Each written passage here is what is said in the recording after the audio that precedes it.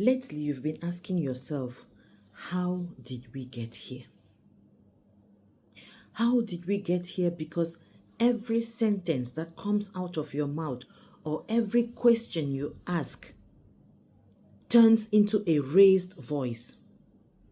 Sometimes it turns into blame, into defensiveness. You now begin to calculate before you talk, you walk on eggshells. You carefully choose your words so you don't spark any explosion. No matter how careful you are, sometimes you even rehearse what you want to say in your head so you don't spark any fight. At the end of the day, when you open your mouth, it still explodes. And you're asking yourself, how did we get here? You're not trying to fight. You're only trying to be heard. But whatever you say, the other person hears another thing. That is so because they already have what they want. They already know what they want to hear. And eventually, that is what they hear, not what you said. Your communication has gradually turned into a battlefield. It is no longer communication, but collision.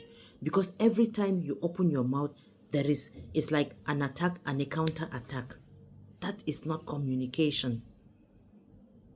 Every time you speak, it feels like you're walking into a trap. No matter how carefully you choose your words, it still gets sour at the end of the day. When communication becomes constant argument, it is no longer about the topic. It's about other deeper things. It could be unresolved hurt.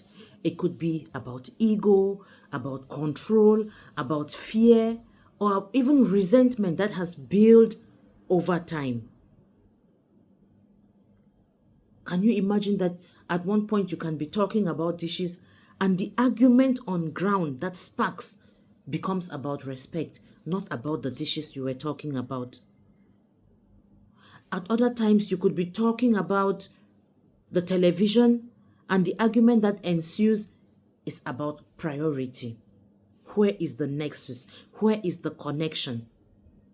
So sometimes nothing gets resolved because the moment you start communicating, the moment you think you want to communicate, an argument ensues and you argue and argue and argue and end without a solution.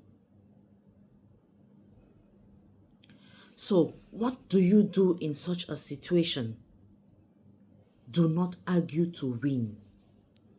Because if you win, then definitely there is a loser. And in a relationship, nobody wants to lose. If one person loses, everybody is a loser. And it creates more problems than they already existed. If one person is expressing pain in such an environment, automatically the other person is preparing a defense because they are already used to that. It has already become a pattern. If one person is trying to explain, the other person already is hearing accusation. I am explaining something to you. I am explaining how I feel, how hurt I am. All you are hearing is an accusation. I am not accusing you.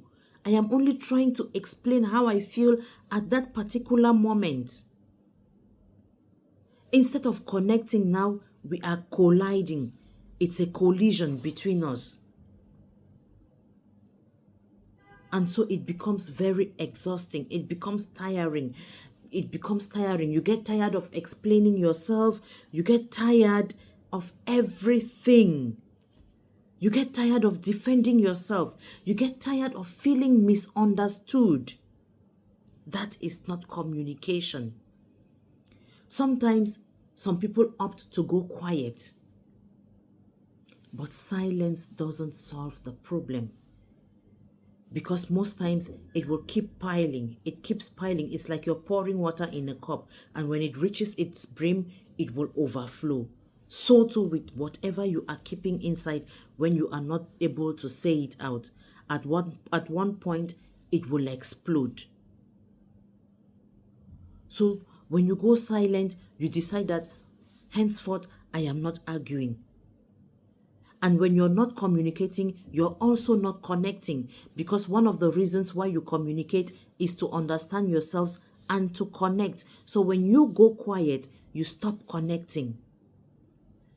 Because those arguments, sometimes at least they show that there is still a sign of engagement. It shows that you are still there.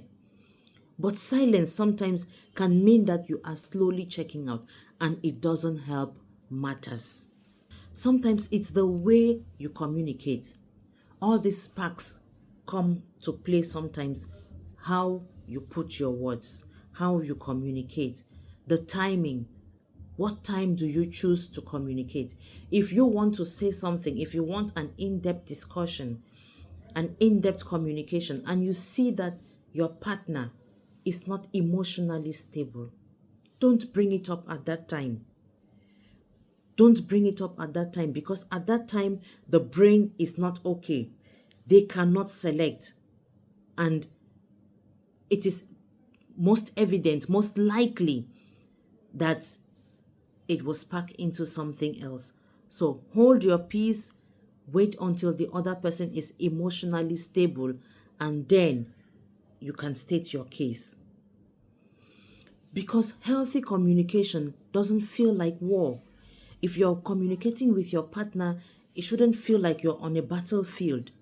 It is not a battlefield. It is just two people coming together to rub their minds, to straighten whatever is before them. It doesn't feel like you're constantly walking on eggshells whenever you want to communicate. It doesn't make you feel afraid to speak, to voice out your feelings, to say what is on your mind. There should be that space to express your feelings without being attacked.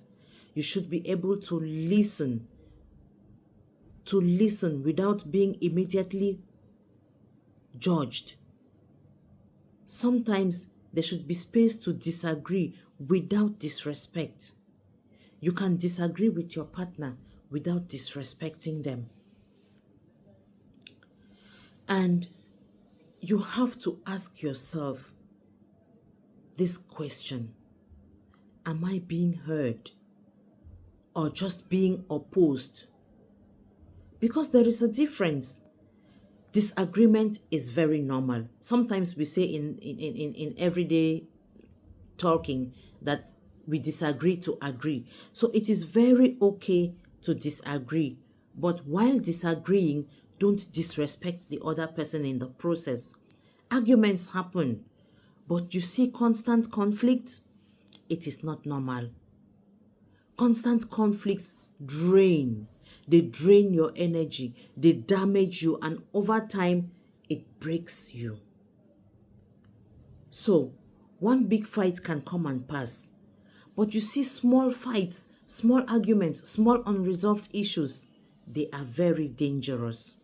Very, very dangerous. So, if every conversation is breaking that connection, then something needs to change. If every time both of you try to communicate and it's not going, and it has become a pattern, and you're at each other's throat, then something needs to change.